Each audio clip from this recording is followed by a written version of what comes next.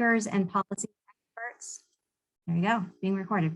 We have some great speakers and policy experts to support you in learning more about the law, what's at play right now, and how to get engaged. The flow of this webinar will be, we have 3 speakers introducing material, and then we'll have a good chunk of time for question and answer, and then time to focus on developing your written and oral comments. To start us off, please put into the chat your name, where you're coming from, and using the link that Mariana will drop into the chat, please find out and share whose lands you're living on through nativeland.ca. We ask you to find out and share whose lands you're living on because our work organizationally is evolving around understanding and upholding tribal sovereignty and the people, cultures, and treaties that have shaped our landscape. Learning the history and knowing whose lands you live on alongside acknowledging and holding up the fact that Indigenous people and tribal nations continue to exist and have unique and fundamental rights is just one step in the work for environmental justice and equity. So thank you for joining us in this work and finding out whose land you live on. Also, as a reminder, everyone joining this evening agreed to the volunteer code of conduct to participate. We're putting this code of conduct in the chat for reference to help create a welcoming space for us to learn and engage. Okay, now to dial in.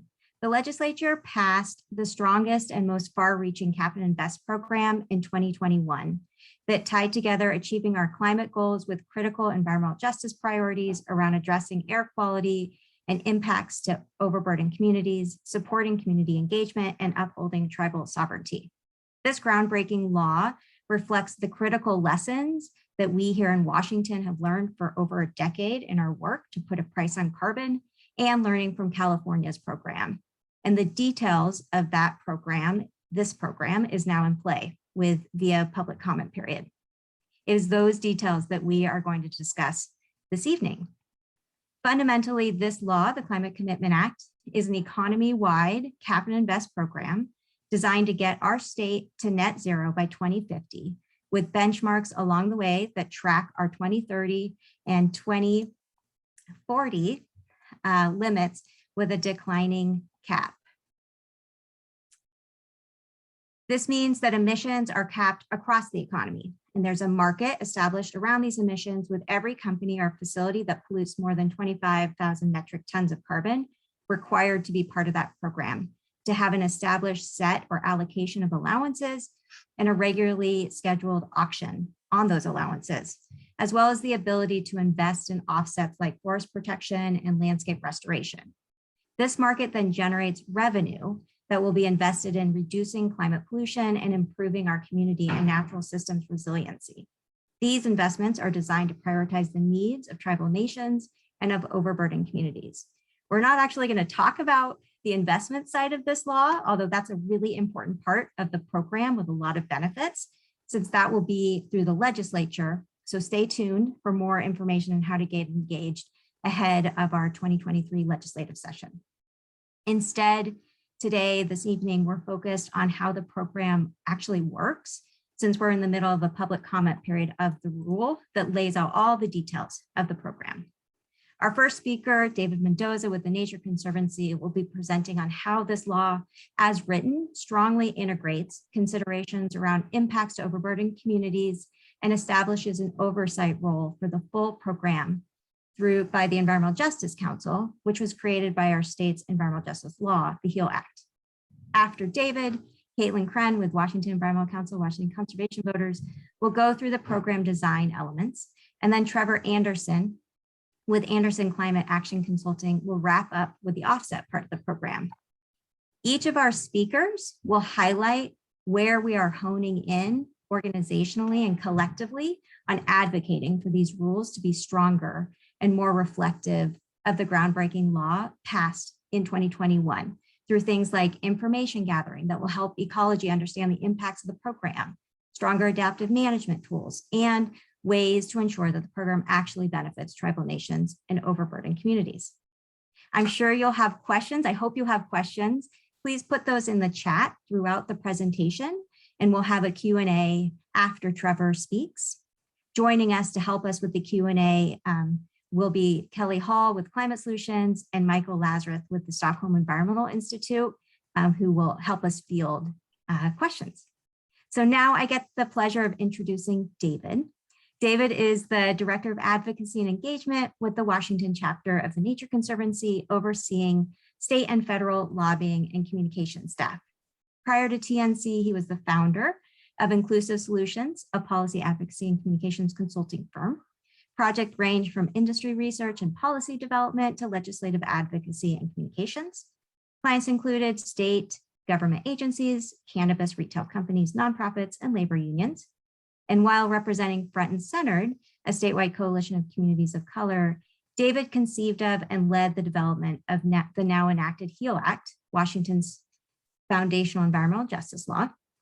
He also served as the co-chair of the State Environmental Justice Task Force and has recently been appointed by Governor Inslee to the state's first Environmental Justice Council. I will now pass it to David. Thank you so much, Rebecca, for that introduction. I'm about to share my screen. That should have done the trick. And we'll get started. So thank you, everyone, for coming and trying to learn more about this really dense document, and we're trying to get through it quickly and effectively. And so just a threshold comment. Thanks to Rebecca for her analysis, a lot which this presentation was largely based off of, along with my own reading of it, of these rules. But I would say this is our analysis that while I am a member of the Environmental Justice Council and working through that process on our recommendations for this rule, nothing I say today is any way, shape, or form endorsed by the Environmental Justice Council, as we've not even got to this level of discussion within that body. This is our organizational take on it. So just wanted to have that, and we'll dive into this. So why am I not advancing? There we go. So just an overview on the Environmental Justice Council, which was created by the HEAL Act and is tasked with largely implementing the HEAL Act and also tracking the implementation of the Climate Commitment Act. We have 16 members. You can see the breakdown there. I have an at-large I'm the at-large representative on the body, so not directly representing any community, but bringing the full context of my experience and work to the table. So there are a few explicit areas in which the EJ Council is called out to provide guidance, and there's some explanation here. We're going to provide the PowerPoint afterwards for folks to take in a little bit more because we do have so much information to go through. Air quality is a major component of the Climate Commitment Act as well. There is the Cap and Invest system and a parallel air quality program that is focused on reducing criteria pollutions which have health harming for overburdened communities. Part and separate has a broader coverage in some ways than the Cap and Invest program. Then there's the Cap and Invest program and the many components which we'll touch on today, in which we think the EJ Council is directed to offer consultation and recommendations on, in which we think there's some work to do to get that up and running. And offsets specifically are a component in which the Environmental Justice Council is asked to contribute advice on its implementation. There are all other ways in which the EJ Council is asked to be a forum to analyze the policies under the CCA, recommendations on evaluating programs, activities, and the co-pollutant emissions reductions goals, which is a major component of the air quality program. So our overview is there's really only one significant reference to the EJ Council in the current proposed rules, and that's regarding to the consultation role for offsets in the reducing the ability for certain entities to utilize offsets as a form of compliance. The big concern we have is that there's no direction in these rules on how to integrate the Environmental Justice Council into key programmatic decisions and analysis that ecology is tasked with. So also wanted to add what's not addressed within the current rule, just as further work to be done in the next year or so. And that's, as Rebecca mentioned, how these investments or the revenue is invested into a range of programs that reduce our carbon emissions in our state, as well as the process for determining how we link our market to California or other cap and invest systems. A key component in that analysis is We cannot link our systems if we can show that there will be a negative impact on overburdened communities in either Washington or a linked jurisdiction. So that's a huge analysis, especially for the EJ Council to do. And so the areas we think there's lots of work to strengthen the rules, the proposed rule before it's finalized is in allowances, offsets, and linkage. I'm calling out some specific areas and some ideas we've generated for folks to consider in how to move this work forward, to incorporate different levels of analysis and recommendations to address our environmental justice goals embedded in the program.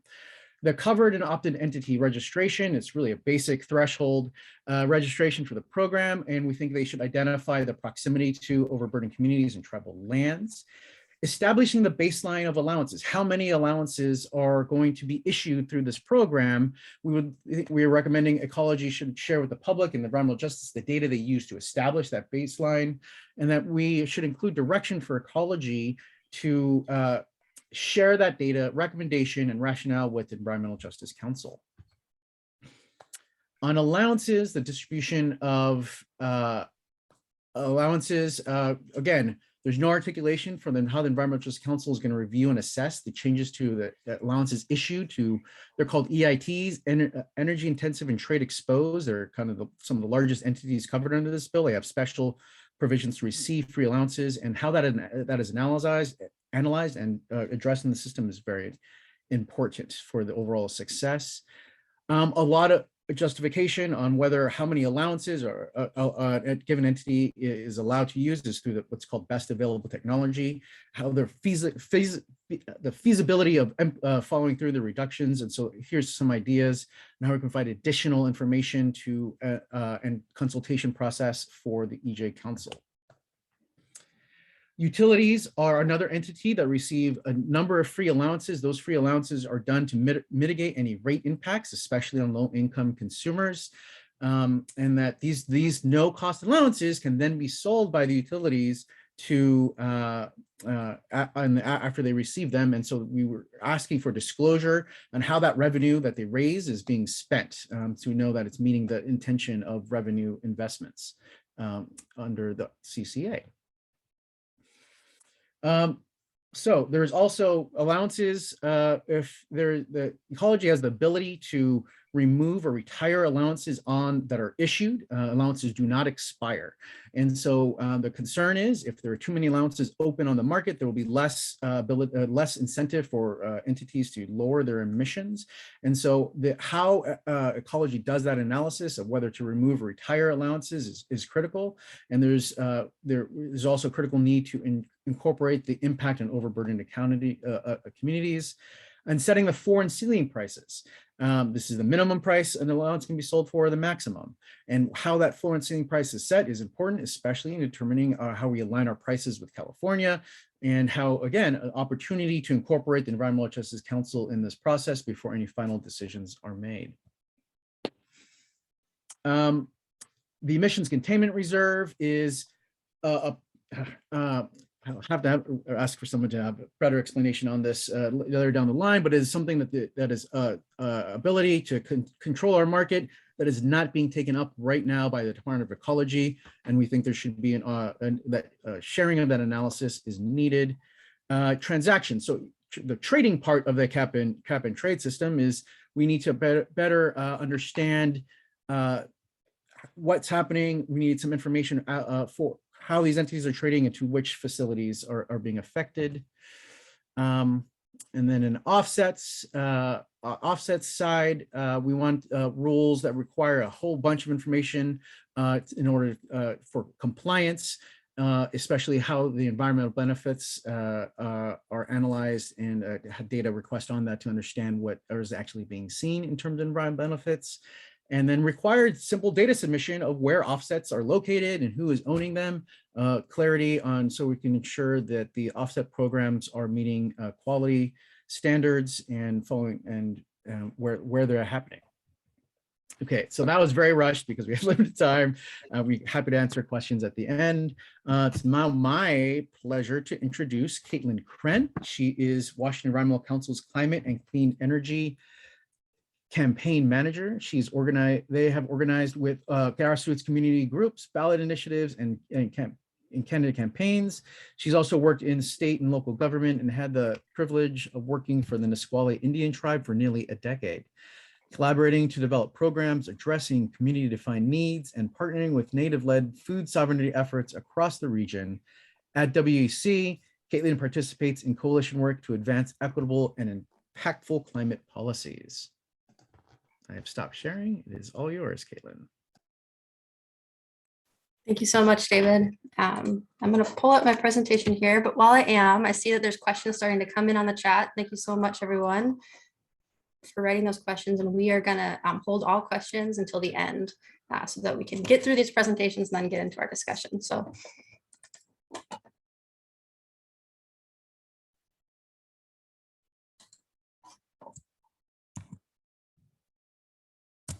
all right. So thank you again, David. As David and Rebecca have shared, the CCA law is very broad and complex, and its implementation is taking place across multiple rulemakings and processes. And today we're just focused on the draft rule that's open for public comment through July 15th. This presentation is going to give a broad overview of some of the main elements of the rule and discuss areas we've identified for strengthening, in addition to those that David has already presented on. Caitlin, sorry to interrupt. We can see your notes, so we can't really see the presentation itself. Oh. Thanks, Mariana. Let me check that out.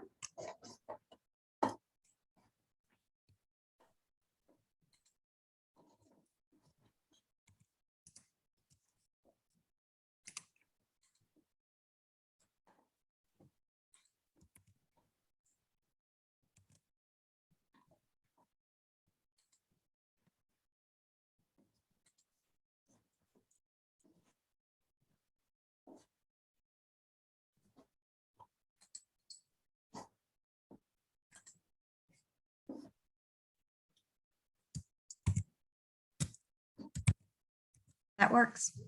All right, can you see the notes now? Yes, we can. Sorry about that. Let me give that a quick workaround. Would welcome any insight folks had about, make sure that's not happening.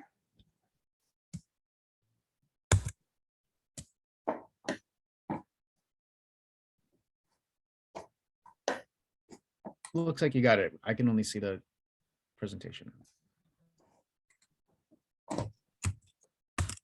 Okay, I'll try one more thing.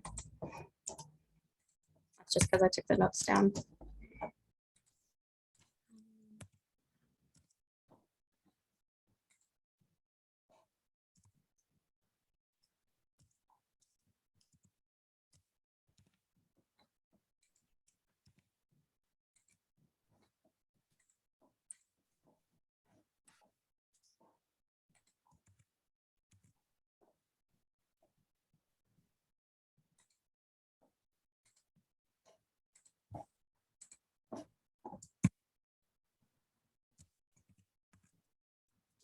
All right, can people see the notes now? No. All right, great. You can see the top of my browser window, but that's all right. So the program rule describes who's required to pay for greenhouse gas emissions under the CCA. 25,000 metric tons of carbon dioxide equivalent is the threshold for coverage set by the law. So covered entities are companies whose emissions meet or exceed that threshold. This graph shows what types of emissions are and are not covered. CO2 emissions from the combustion of biomass, such as the majority of emissions from pulp and paper mills, or biofuels like renewable diesel, biodiesel, and ethanol are also not covered by the program. Ecology estimates that there will be about 130 covered entities at the start of the program. This table gives an estimate of covered entities by sector. Note that the number of covered entities in each sector is not proportionate to the emissions each sector is responsible for. Okay, this is a very busy table, but I just want to give people a sense of the cap in the Cap and Invest program, which is the total budget of emissions that will be allowed for all covered entities each year.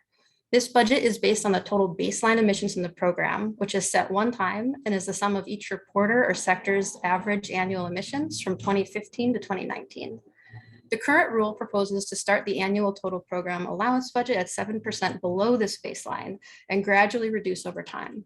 The purpose of this trajectory is to support meeting Washington's statutory greenhouse gas reduction targets, which were set in law in 2020. The annual allowance budget, i.e. the cap, applies across the economy to all covered entities in the program, and the emissions of specific covered entities are not capped. So the program rule establishes a structure for the trading program, which was established by the CCA law. The commodities that are traded in the program are called compliance instruments. There are two types of compliance instruments. An allowance is an authorization to emit up to 1 metric ton of carbon dioxide equivalent. Allowances are created by Ecology and may be obtained through direct distribution from Ecology, purchase at auction, or trading with others in the program. Allowances do not expire and may be banked. An offset credit represents an emissions reduction or emissions removal of 1 metric ton of CO2 equivalent. Offset credits are used by Ecology to, or issued by Ecology to qualifying offset projects. Offset credits can be sold, traded, or transferred. And so forgive my very simplistic diagram here, but an entity with the compliance obligation under the CCA must submit 1 compliance instrument to Ecology for each ton of CO2 equivalent emissions it is responsible for. For each offset credit that's used for compliance, an allowance is removed from the next year's annual allowance budget and permanently retired. This is different from California and other programs where each offset credit allows for a metric ton of CO2 equivalent over the cap. There are limits to how many offset credits each covered entity is allowed to use, and our next presenter, Trevor Anderson, will explain the basics of the offsets part of the rule in more depth. The CCA law also requires that some covered entities receive no-cost allowances, and the program rule describes how these no-cost allowances will be allocated. No-cost allowances are given to two types of covered entities: emissions-intensive trade-exposed manufacturing facilities. And the purpose of issuing no-cost allowances to these facilities is to prevent the leakage of emissions and jobs. And electric and gas utilities, where the purpose is to reduce the cost burden on ratepayers or customers. No-cost allowances can be turned in for compliance, traded, or a combination of both. Okay, so we'll start with EITEs. All manufacturing facilities in Washington that currently are covered by the Cap and Invest program, so over that 25,000 threshold, are automatically designated as emissions intensive, trade exposed by a list of industries that was in the CCA law. So example of EITE facilities are oil refineries, pulp and paper mills, industrial food processing facilities, glass, cement, steel, and chemical manufacturing, etc. The law mandates that each one of these EITE facilities receives no-cost allowances for 100% of its baseline carbon intensity or mass-based baseline for the first compliance period of 4 years, 97% for the second compliance period, and 94% for the third compliance period. The trajectory for allocating no-cost allowances after the third compliance period, after 2034, has not yet been set. Electric utilities and gas utilities also receive no-cost allowances, although they receive them in slightly different ways. Electric utilities, no-cost allowances are allocated to eliminate the cost burden on ratepayers. The intent for the rule is for electric utilities to receive enough no-cost allowances to cover each utility's compliance obligation, plus any additional administrative burden imposed by the program through 2049. For gas utilities, no-cost allowances are allocated to for the benefit of ratepayers as well, and the CCA law requires that no-cost allowances will decline proportionally with the cap for gas utilities and mandates how these allowances must be used. Now we're going to shift gears to talk a little bit about areas of the rule we believe could be strengthened, in addition to the environmental justice elements that David discussed and the offset elements that Trevor will talk about. So up on the screen right now is the definition of overburdened communities in the law. I won't read through this entire definition now, but wanted to share it on the screen to note that this is a very broad definition that has a focus on cumulative impacts, and it's integrated throughout the CCA statute. The CCA law is clear that the program should benefit overburdened communities and vulnerable populations and reduce health disparities. However, the draft rule lacks adequate integration of the law's clear intent to consult with and consider impacts to overburdened communities. In fact, overburdened communities are only referenced in the proposed rule one time outside of the definition section. So we believe the rule should be strengthened to establish an explicit process to review how the program is impacting overburdened communities and ensure ecology has all the necessary information to complete a thorough review.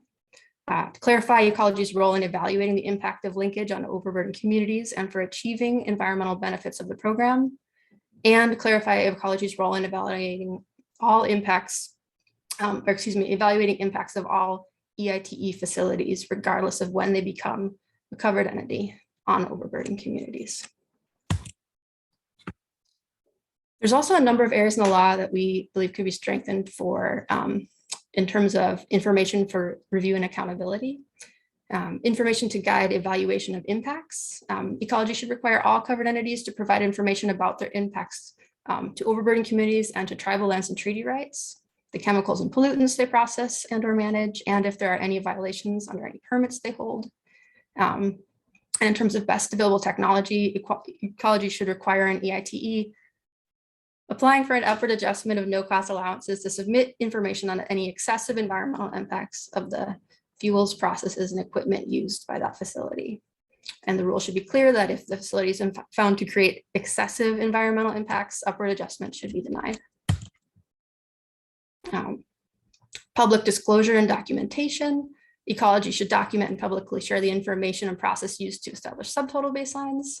And no cost allowances to utilities. David went over that in his presentation, so I won't repeat what he already said. Ecology also has an existing obligation to proactively consult and engage with tribal nations. This rule should reflect this obligation. Additionally, the law is explicit in its requirements for ecology to create and adopt tribal consultation frameworks in the administration of the program. The rule should reflect these requirements as well.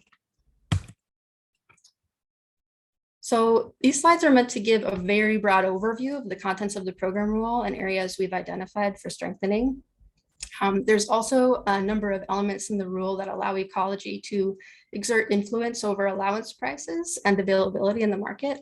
These include auction floor and ceiling prices, the allowance price containment reserve, an emissions containment reserve, price ceiling units. The rule and market elements are also designed to facilitate potential linkage, as David mentioned, with other jurisdictions that have cap and trade programs, such as California and Quebec. We're not going to discuss these elements in presentations today because of time constraints, but our panelists are available to discuss further during our Q&A time if you have specific questions about those elements. Also, the entire program rule and a series of in-depth presentations on all sections is available on Ecology's website on this slide. I am now going to pass the baton to Trevor Anderson, who's the founder and president of Anderson Climate Action Consulting. Trevor has over 11 years experience in the sustainability field with a focus on climate mitigation. As founder and president of Anderson Climate Action Consulting, Trevor is lending his technical expertise in cooperation with and direction from staff at TNC Washington and WEC to provide analysis of the procedures and protocols for offset projects in the proposed CCA program rule. He previously worked as a policy manager with the Climate Action Reserve, where he developed carbon offset protocols for use in the voluntary carbon market and provided oversight to projects being verified under the California Compliance Offset Program. Trevor is also a manager with Edison Energy Sustainability Team, where he's responsible for leading and supporting clients as they define and execute decarbonization strategies pertaining to Scope 1, 2, and 3, greenhouse gas inventory management, science-based target, and net zero goal setting, climate risk, and carbon offset procurement. Stop sharing my screen. Pass it to Trevor.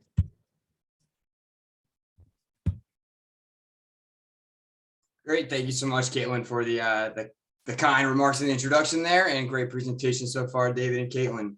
Let me get my screen share going here.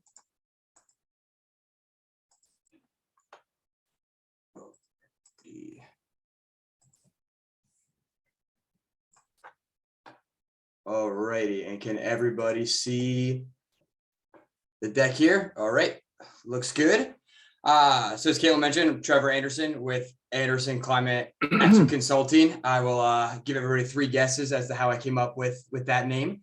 But I have over 11 years experience in the sustainability field. My focus has always been on climate mitigation, and I had spent 3.5 years with the Climate Action Reserve working on carbon offset projects, carbon offset criteria, with an added focus for the state of California's program.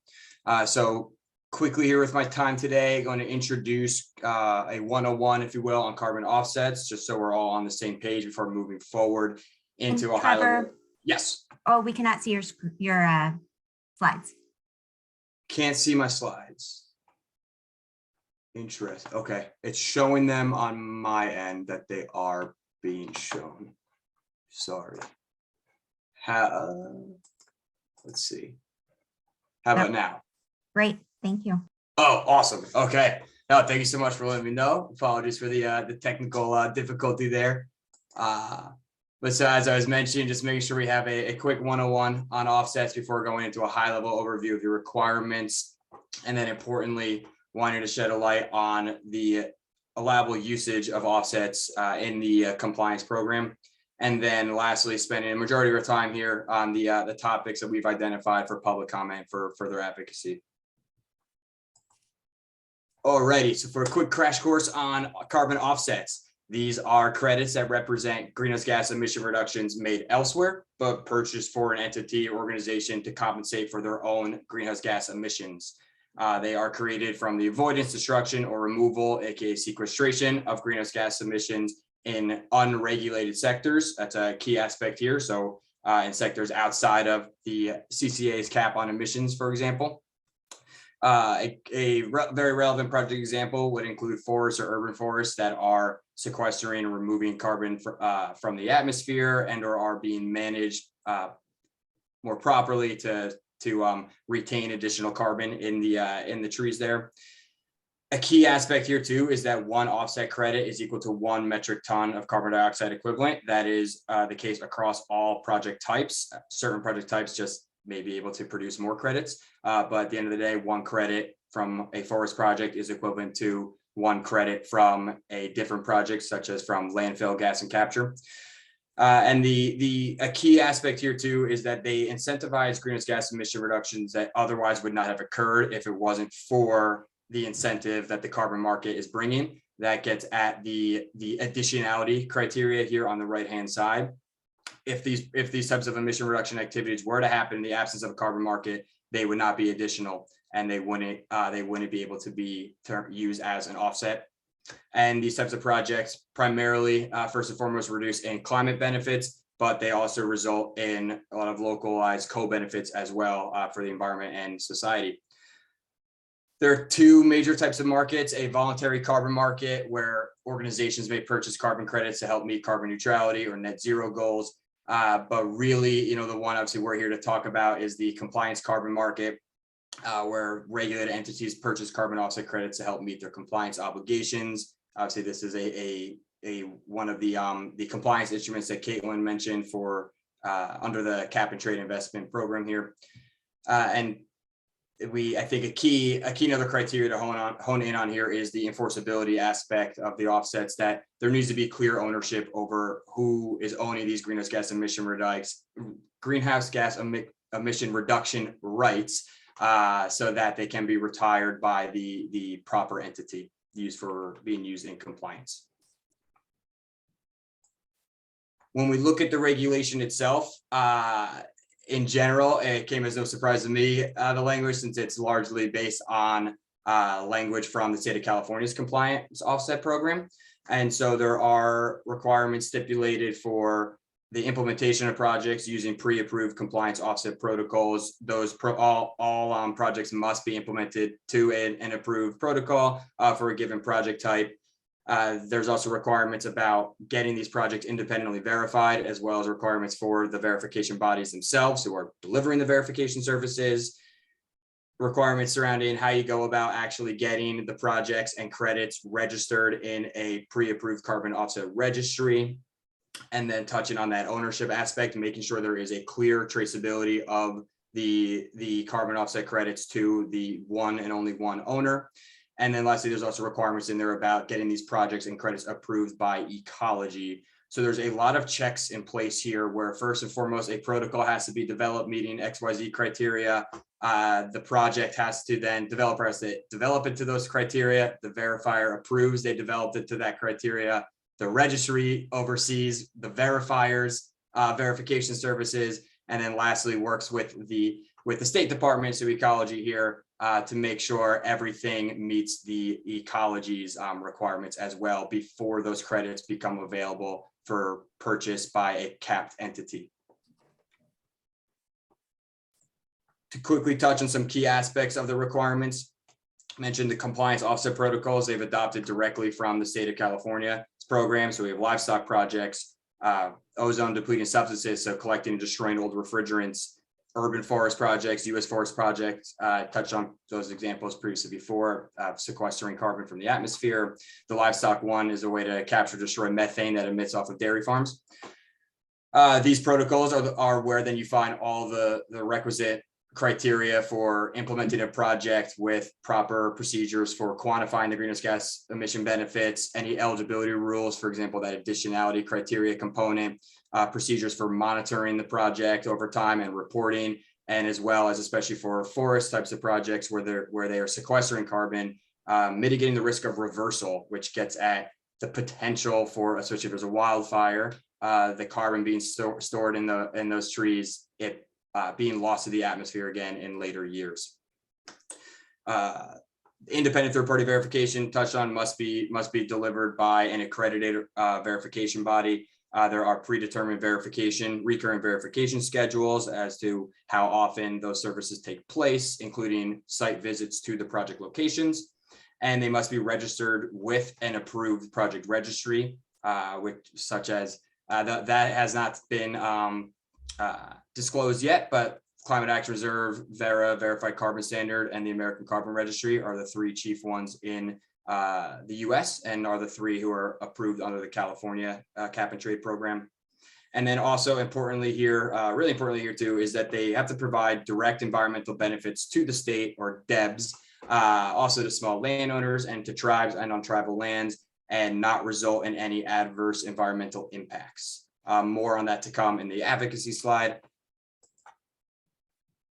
I know I'm rushing through this, a lot to cover. This graphic here is to point at how offsets then actually come into play in meeting a compliance obligation under the Cap and Invest program. So Caitlin had mentioned there are two major compliance instruments. There are allowances and then there are offsets.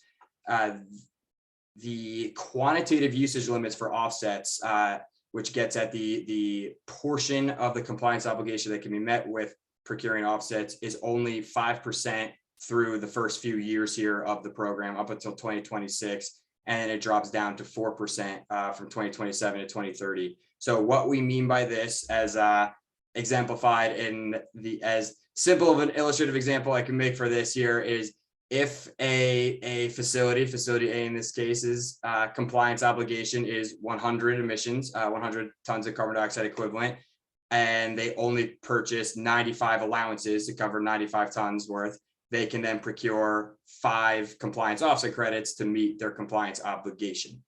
So it's showing that 95% of their compliance obligation still has to be met with allowances. And as Caitlin mentioned, the number of allowances are going to be going down year after year. And what's also an exciting and novel aspect of the state of Washington's program is the compliance offset credits, an equivalent amount is of offset credits are an equivalent amount of offset credits procured used in any one year. That amount is removed from the amount of allowances available in the subsequent year. So when the companies are using compliance offset credits, we're really getting below the cap as opposed to meeting the cap. And absolutely happy to talk about that more in the Q&A section, but want to make sure we get to some of the topics that we have identified for public comment here. Linkage is going to be a really important aspect for any market-based solution that states propose. And so for Washington, we're especially noting that added clarity is needed for the degree of alignment necessary with the state of California's program. The state of California is also linked to Quebec and Canada. So just wanted to make sure there's added clarity there on what needs to be, what needs to happen to make sure that there is the smooth linkage there. I touched on the 4 compliance offset protocols that have been approved already and adopted from the state of California, but there aren't provisions in the regulation about how new protocols are going to be adopted and or created, whether that's adapting from existing protocols in the voluntary space, which is one aspect I did a lot while with the Climate Action Reserve, getting California Air Resources Board to look at voluntary protocols, and or truly just developing new protocols for new project types that don't yet exist in the voluntary space or could be strengthened in voluntary space. I think most notably for the state of Washington, that might be in the areas of blue carbon and agriculture. Blue carbon getting at using coastal ecosystems, sequestering carbon there. Aggregation, so it's getting, building up as many projects as possible into one, or I should say as many project areas, land areas as possible to make up one overarching carbon offset project is going to be key. So just needing more clarity there in the rule to reduce the types of barriers. It's barely introduced the concept of aggregation. So we're just looking for more prescription in the regulation as to how aggregation can actually work in the compliance market. This is key for getting in more small landowners and tribes. Adverse environmental impacts, almost similarly, just it's this notion, this important criteria is mentioned, but then there is a lack of information on how this requirement will actually be implemented, how the state is going to be checking that and verifying, validating that significant adverse environmental impacts are not stemming from the carbon offset project. And when we look at a few more, I know David and Caitlin already did a great job touching on overburdened communities and on this adaptive management aspect. So touching on the top and bottom one here. One, we're looking at wanting to have more insights on how the state plans to, or how ecology plans to track the benefits offsets are bringing, and or if they're not bringing enough benefits to the overburdened communities, if they're still seeing a lot of air pollution impact from the capped entities that are polluting, right? And so just getting more clarity on how that type of information is going to be collected, tracked over time, and making sure that corrective action measures are being put in place to adapt accordingly if overburdened communities are still being overburdened. Additionally, it's critical that offset rules are guided from feedback from tribal nations. They're having some great success in the state of California. And so we're just wanting to see that there is some more stronger designation in the regulation to facilitate participation from tribal nations. And then lastly, the direct environmental benefits in the state, or DEBS requirement. There's just an overarching lack of clarity around this, where a carbon offset project is going to provide climate benefits to the state when it's located outside of the state. However, to what degree of evidence will need to be provided to demonstrate the project is providing additional environmental and or social benefits to the state remains to be cleared up. And this especially becomes more important as we link with the California program, for example. Would a project implemented in California also then meet the DEBS requirement in the state of Washington's program? So just needing more clarity across the board is a general rule of thumb here, but that's what we've identified so far. And so I think we're ready for a Q&A.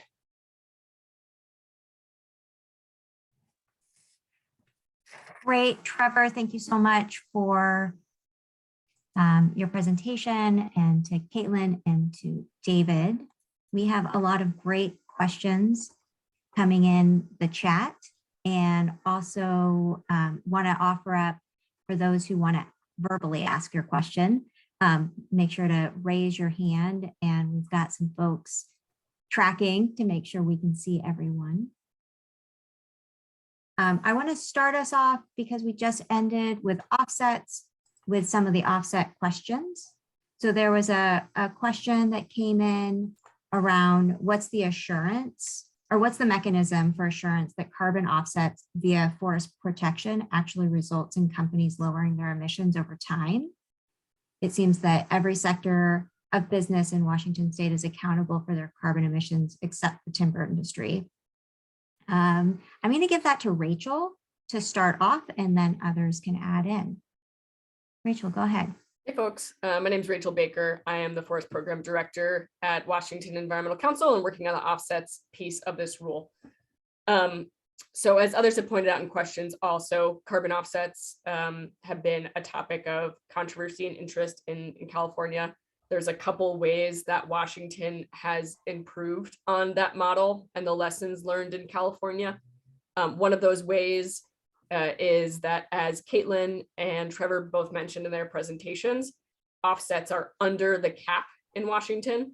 And that simply means, as others have said, if there is an offset project developed and there's a metric ton of carbon dioxide sequestered in that project that's used to meet an entity's or used by an entity, then an allowance is retired that entity would otherwise use.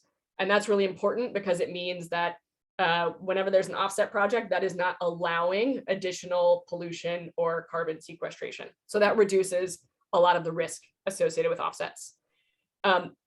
As Trevor mentioned, there's also quite detailed requirements for offset projects, including monitoring and verification of them to make sure that they're real. This is also true in California, and there are some projects that have been demonstrated to be problematic. And so what I would say there is that it's really important that we be identifying opportunities to improve on California's protocols. We're currently adopting California's protocols, but we're interested to hear moving forward how Ecology plans to iterate and continue to learn lessons from those. But if it's found that an offset credit is not real and is not legitimate, then it is invalidated, and those credits no longer count. So I guess I'll stop there for answer to that question, see if others would like to add on.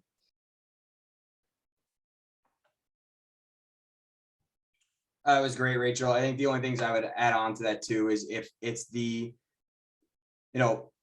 capped entities that are going to have to continue to reduce their emissions for their regulation and only using offsets for that small portion of their compliance obligation. And as Rachel mentioned too, all the use of offset credits then makes the cap, essentially lowers the cap, reduces emissions under the cap.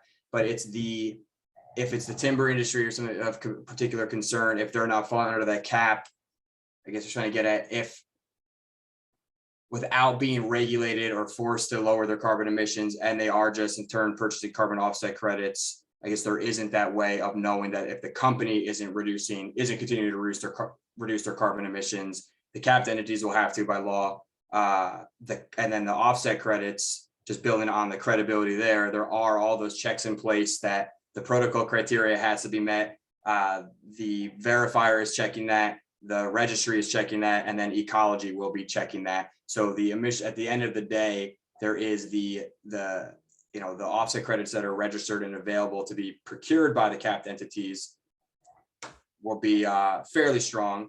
And then, as Rachel mentioned too, there are invalidation requirements stipulated in the regulation that in the rare event that something happens down the road where that causes the emission reductions to no longer be real up that way, right? Something happened or there is a significant reversal, some kind of corrupt activity is exposed, then there are mechanisms for taking those credits back. Thanks, Trevor. I want to, go ahead. While we're on the offsets theme, and I'll just say hi, Michael Lazarus. I'm with Stockholm Environment Institute. I've worked on climate policy for 20 or 30 years, was involved in early days of offsets, developing, reviewing protocols, as well as sort of in the academic world and some of the critiques of offsets. And I can say that what Washington State has done here is sort of the gold standard for offsets and for many elements of the rule. The challenge is going to be implementing them. And so in that respect, it does solve for this concern. I saw somebody put a question in about, the flaws in California's forest re-offset protocols. If you go to the link, it talks about, I think, percentage of credits that may be non-additional. In other words, they would those trees would have grown anyway, regardless of the offset. There are these issues that are endemic to offsets, and this program solves for that, as Rachel pointed out. It covers the risks, so it's really worth pointing that out, and that what you've got here and what we've got here in Washington State is, in a sense, a program that is a best of both, in enabling investment in in ecosystems and carbon sequestration projects without having to absolutely ensure, even though we're using the best protocols available. If there are concerns, that's not going to hurt the integrity of the cap. Thank you, Michael. I want to roll up together two other questions around offsets. And see, maybe Rachel, you can start us off, and then if Michael and Trevor have anything to add as well. The question is, how do we make sure all offset projects are located within Washington State? Kind of what's the mechanism around that? And then there is a question around increasing soil carbon is an effective measure for sequestering carbon and also increases food security. Are there specific procedures developed to allow this type of project for offsets? Rachel, do you want to start us off? Sure. So on the question about soil carbon, I will defer to others on that. There's not a specific offset protocol that deals with soil carbon, but I do believe that below ground carbon is taken into account to some extent in offset protocols for forests. And I just forgot the first question. Rebecca, can you remind me? Yeah. Prioritizing offset projects in Washington State. Thank you. Thank you. So there's a requirement in the law that offset projects provide direct environmental benefits within the state of Washington. Trevor talked a little bit about this. If a project is located within the state, it is automatically assumed that it provides direct environmental benefits. So there's no burden on that project to show that it provides those benefits. It's an easier path forward. If a project is outside the state of Washington, there is a burden of proof to demonstrate that there are benefits in the state of Washington. The way the rule is written now, that focuses on reducing air pollutants and impacts to waters of the state of Washington. And so those projects have to show scientific evidence that they are in fact providing benefit in Washington State. We'd like a little more clarity on what that process looks like. But the short answer is we cannot guarantee that all projects are in the state, but the rules are written in a way that really encourages projects in the state because it's an easier path forward for them. And I think we will see increased interest and kind of supply of projects in Washington State. Thanks, Rachel. Michael or Trevor, do you have anything to add on either of those points? Happy to, yeah, that was great. Thank you, Rachel. I'm happy to talk about soil carbon sequestration. So that was a protocol, a specific project activity. We worked to, while I was at the Climate Action Reserve, we worked to develop a voluntary carbon offset protocol for, and then always with the eye of for adoption by the state of California. Currently, there is not a compliance soil carbon sequestration protocol with the state. There, in the last couple of years, though, 2 voluntary protocols have been adopted, one by Vera VCS and another one by the Climate Action Reserve. And those could be protocols to look at for the state of Washington to borrow from and or adopt. That is, we go back to the first half of the 2010s. That is how the compliance California protocols all started, from borrowing from the voluntary space and adapting for the compliance market. So that would be the best place to go to start. Additional research would be needed to look at the suitability for those types of protocols to the state of Washington, and looking at the specific crops and mitigation opportunities. From my experience working in the agricultural sector, they're very when it comes to climate benefits, they're very sensitive ecosystems.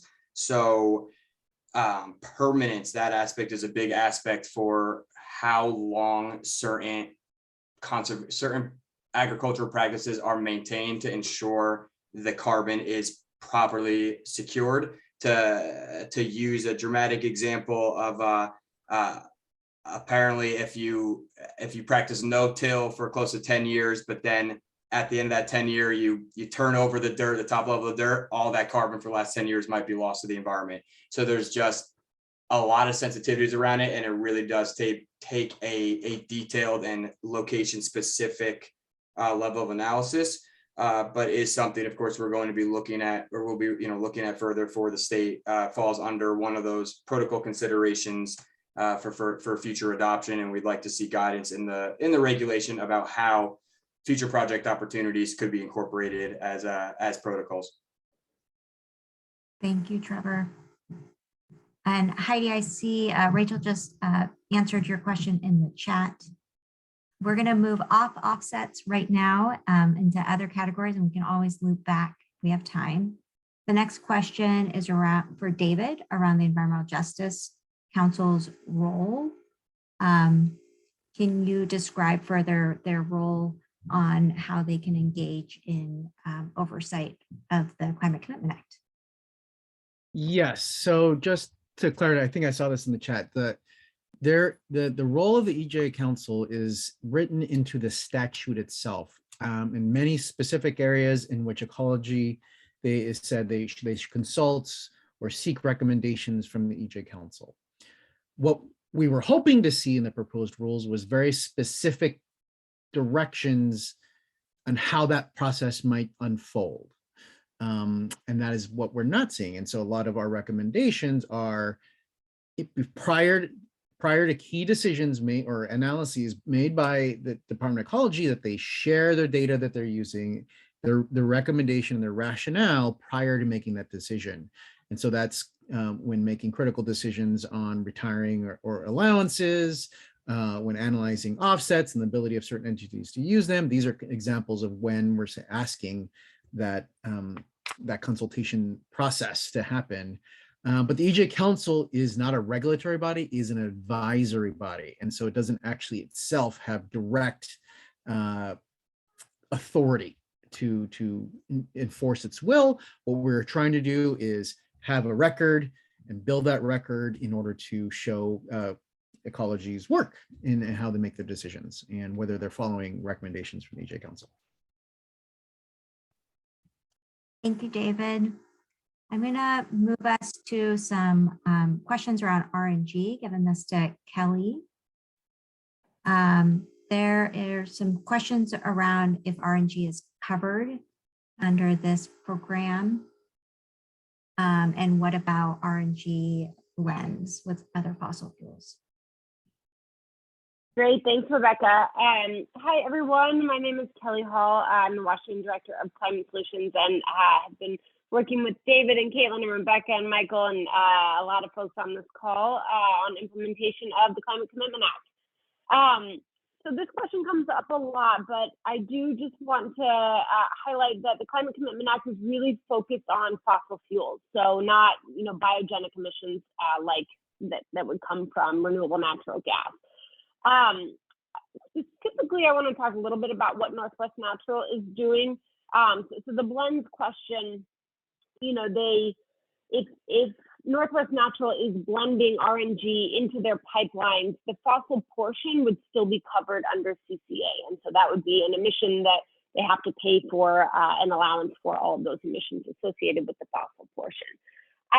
What Northwest Natural is doing is really promoting RNG and hydrogen as a way to solve all of their emissions, right? And what we know is that the amount of RNG, the supply of renewable natural gas, which comes from landfills, from cattle operations, there are a handful of sources where RNG comes from. There's just not sufficient supply to actually replace all of the fossil natural gas that Northwest Natural uses with renewable natural gas. And so, under CCA and other climate laws, there probably is a role for RNG, but it's some of these very, very difficult to electrify sectors like industrial emissions or potentially aviation or maritime. Very unlikely that we would use RNG to decarbonize our homes and buildings for a variety of reasons. One, because it's expensive. Two, because it doesn't address indoor air quality. And three, because the supply is just very limited. So I think the biggest question on Northwest Natural is not whether RNG, will be considered carbon free under CCA, but whether there's even enough supply, and whether the commission, the regulatory commissions like UTC in Washington and the Oregon Public Utility Commission in Oregon will allow utilities like Northwest Natural to continue avoiding investing in building electrification and just continue trying to expand their gas system with this false promise that RNG will solve all of their problems.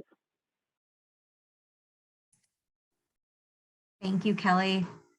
And I will add one of our advocacy points, because the gas industry, gas utilities get free allowances, is to ensure that there is transparency on how those utilities are using the revenue from the consigned allowances that they would get to do exactly as Kelly is saying, is to drive the emissions down. So we'll be sharing a template in a little bit as we go to comments, and you'll see that as a point that we want the utilities to be required to be more transparent and document what they're doing to hold them accountable. Anyone have anything to add on RNG beyond that, Michael or others?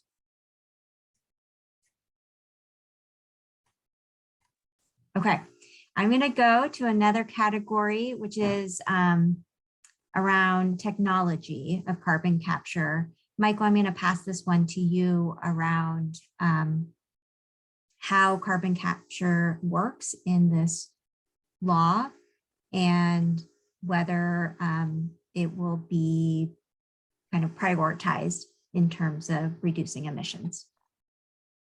Thanks, and I saw the question. So there is a lot of understandable and legitimate concern about the technologies that are under the umbrella of carbon dioxide removal. Here we're talking about geological removal, not biological, not growing trees, but taking CO2 out of smokestacks or out of the air and putting it underground. And there are concerns that it's been overpromised for years and underdelivered.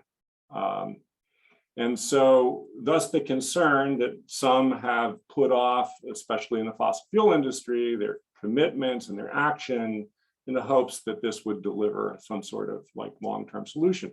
And it's important to say, first of all, that this rule doesn't in any way fall into the camp of any policy that would promote carbon dioxide removal over reducing our own emissions. So there's nothing in this policy that promotes that. In fact, if it's a very strong policy to support the reduction of emissions. It does, I believe, have some.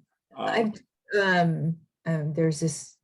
I'm watching a Zoom webinar, but it's just like I'm kind of done with it. So yeah, I have a minute. I think somebody needs to mute. So the carbon dioxide removal is you could conceivably have an offset project down the road, or you could come up with accounting ways to deal with it in the future when it becomes very feasible and economical. And there are reasons why. I just want to say that we don't want to dismiss them wholly. In fact, in many ways, if they can address environmental justice concerns and not undermine climate action, almost every single one of the climate scenarios that keep warming within 1.5 degrees includes some level of carbon dioxide removal in future years. So we're talking out 2030, 2040, 2050. So it's important to support those developments, but not to undermine our policy. Thank you, Michael. I'm going to move us to a totally different category and pass this one to Caitlin. There's a question around the air quality monitoring listening sessions that Ecology has been running and that they haven't been done across the state. There's a specific request to have that in Vancouver. While you're talking, so the question was how to get Ecology to be more expansive and inclusive in that process. And while you're talking, Caitlin, I will drop into the chat the link for Ecology's process in the space.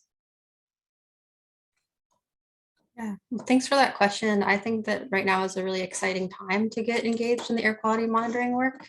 And just to be really clear, that is not addressed in this program rule, and it's happening in a separate non-rulemaking process right now.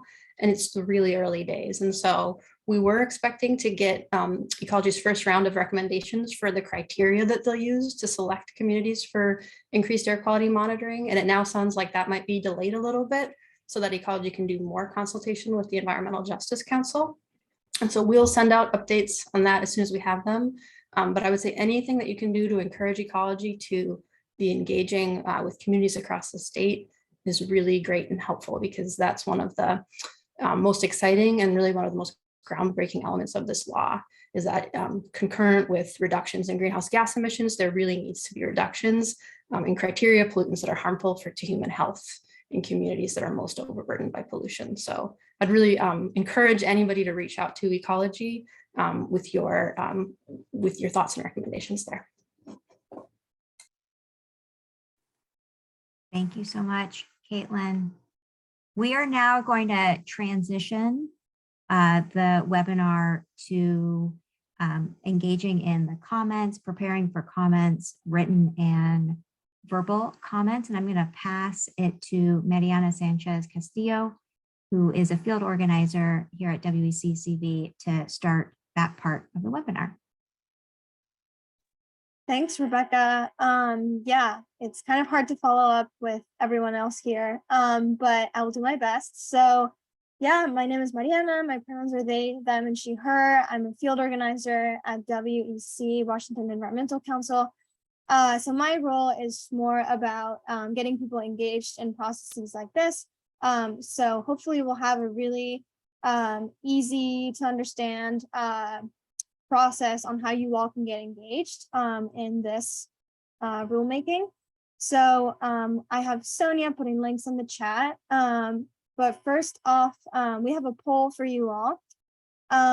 So Sonia, could you help me putting the poll? Yes, so I would love to know how many people here have submitted a written comment before, or testified live, or if you haven't done any of those, that's also okay. We're here to learn. So I'll give it a few more seconds. I see people are participating. Thank you so much. This is just an easy way for us to kind of see how much we should, be doing more of these trainings, because it's really important to have all of you engaged.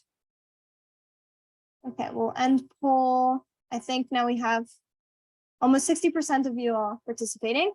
So we'll share the results. And I see that a lot of you have actually submitted a written comment before, and that a lot of you have also testified live. So that's really great. We have a lot of experienced, engaged people, and that's not surprising to me. But even with that, we'll go over a quick training, and then we'll have some time to actually write your own comment, and we have a template for you as well. So all of that will be really helpful for you to get engaged in this process. So I believe Sonia may have put some of the links in the chat. Thank you. Yeah, so the first part of this training will just be if you want to open the public comment worksheet.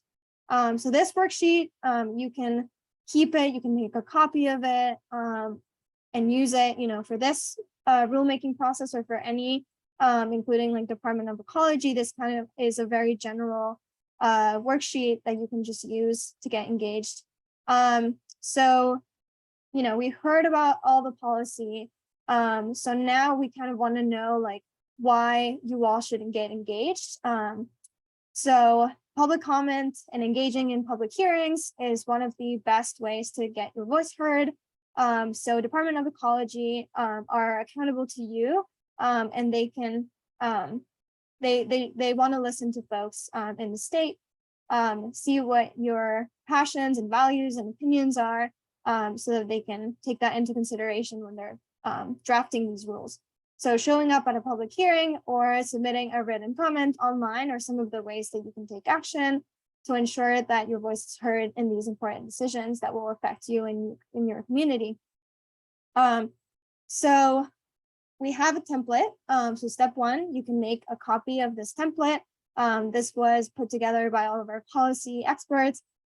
And it has some personalized blanks in there so that you can use it to craft your own.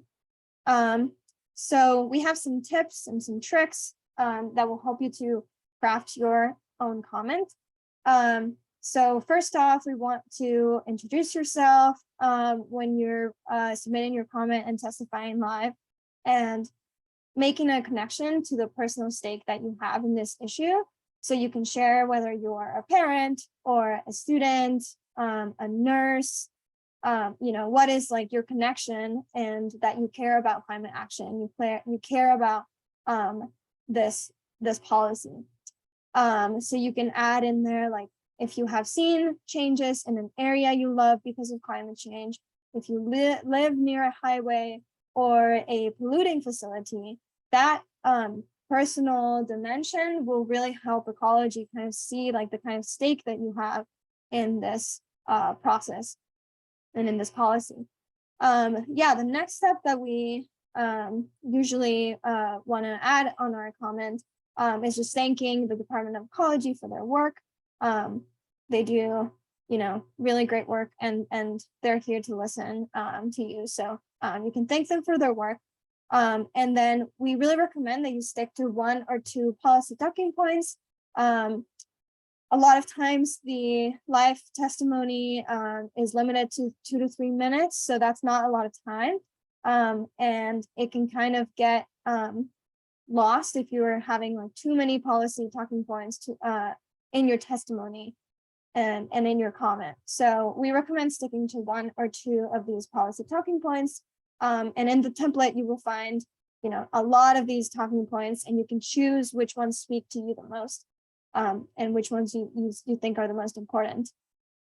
The next tip that we recommend is remembering that your audience is Department of Ecology staff.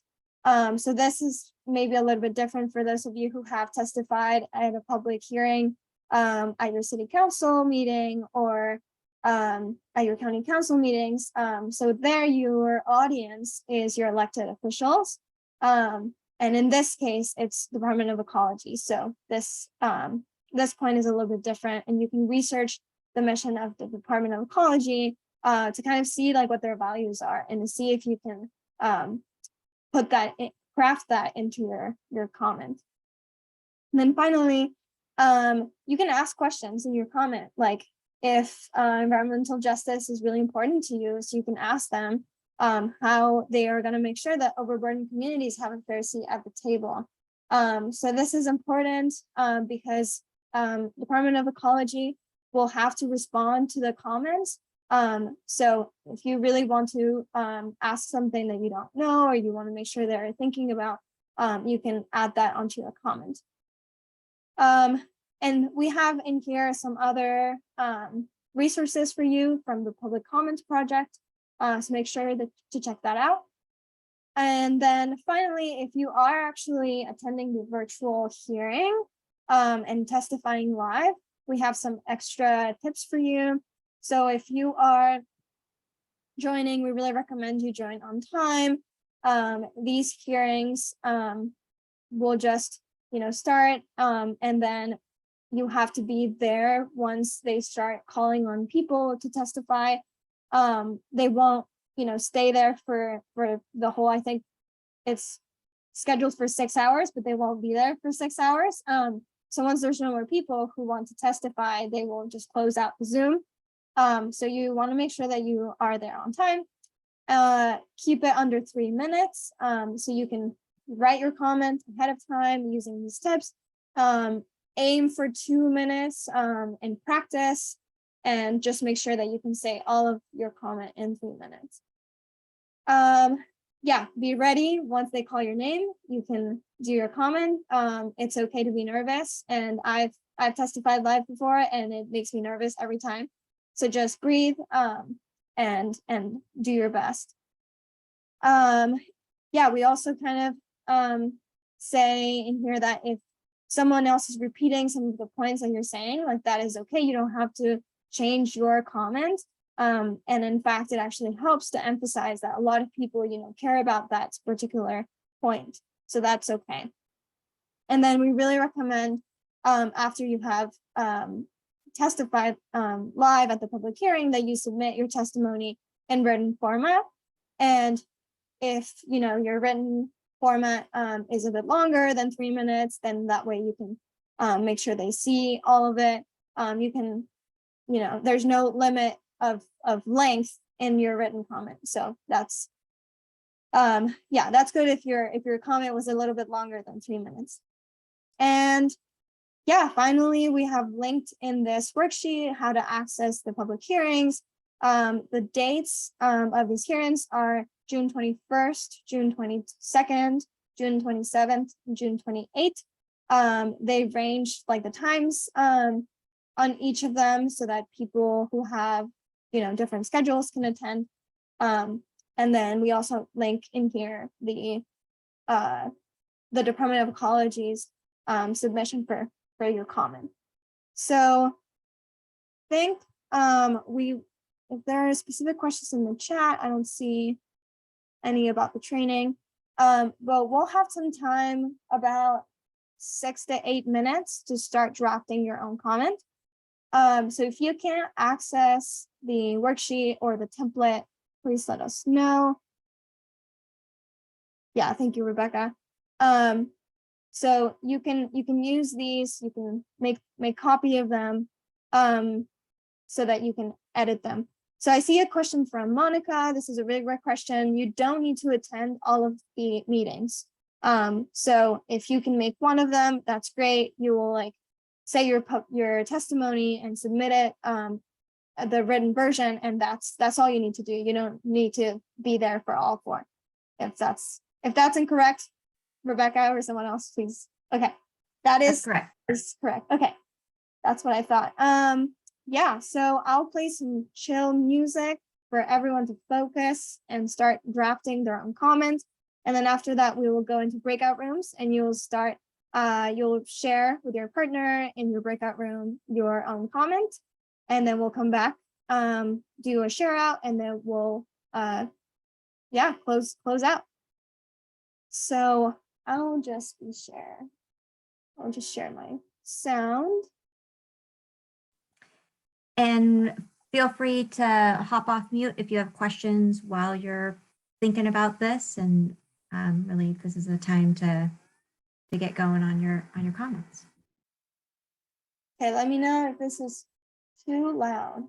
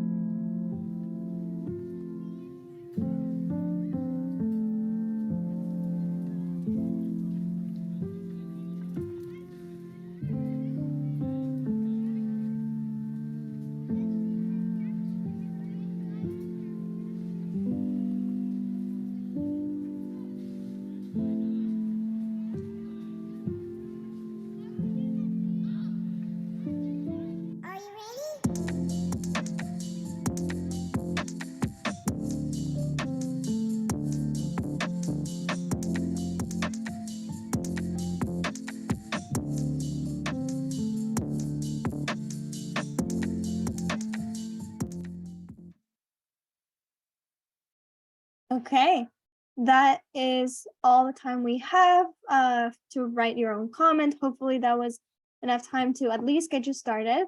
So next up, we're gonna go into breakout rooms of 2 to 3 people. So, introduce yourself in your breakout room and start sharing your own comment. And if you have any questions, we can probably take them afterwards. Oh, sorry. We can take them after when we come back. So we will have, I think, around 10 minutes for breakout rooms. Yes, 10 minutes. And then we'll come back here. So Sonia, do you want to start the breakout rooms? Perfect. So there should be an option to join a breakout room. People are starting to go.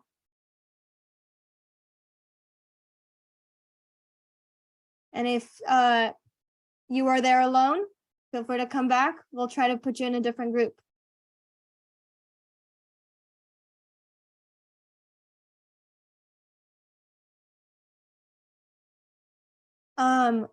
Let's move, Bill, were you all alone in your group? We can put you in a different group.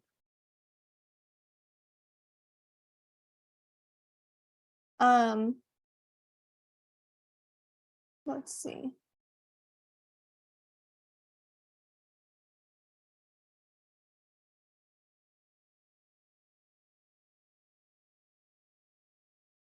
Okay, there's a group with 4 people. Somehow. That's okay. Okay, now I think Bill is all alone. I'll put Bill in room 3.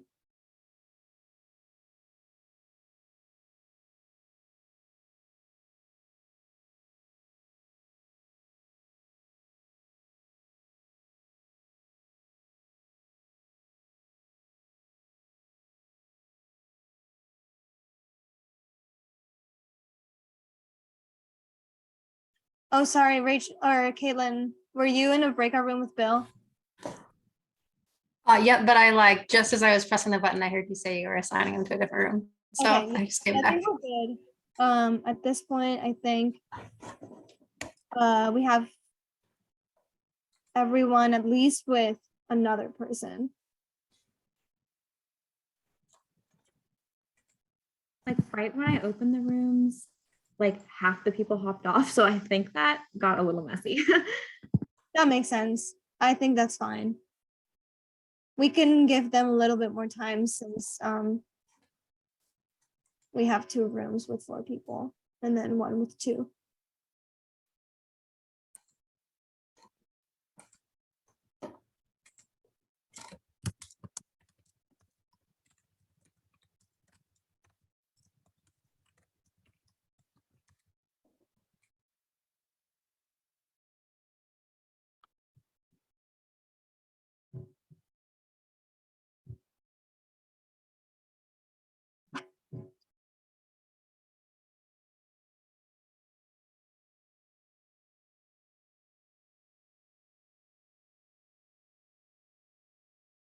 Yeah, I kind of knew that a lot of people would leave. They don't want to be in breakout rooms. It's a great presentation, Mariana. I feel like that's always how it goes when people have to like participate all of a sudden. They're like, oh, whoops. If they just want to observe. I know. But alas, at least they got the template and the worksheet and we'll be like bothering them to actually go to the hearing. Totally.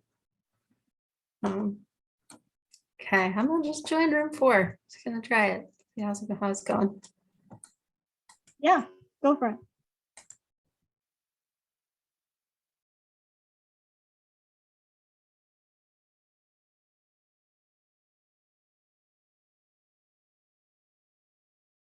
Oh, I'm gonna stop the recording.